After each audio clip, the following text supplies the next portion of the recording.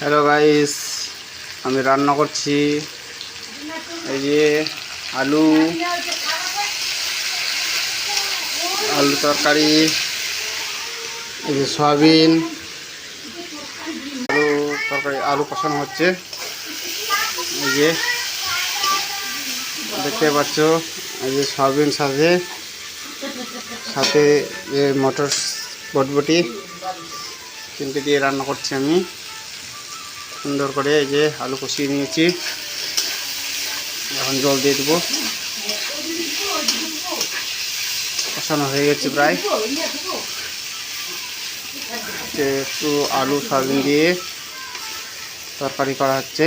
এই যে সয়াবিনটাকে প্রথমে ভেজে নিয়েছি, আলুটাকে কষিয়ে নিয়েছি।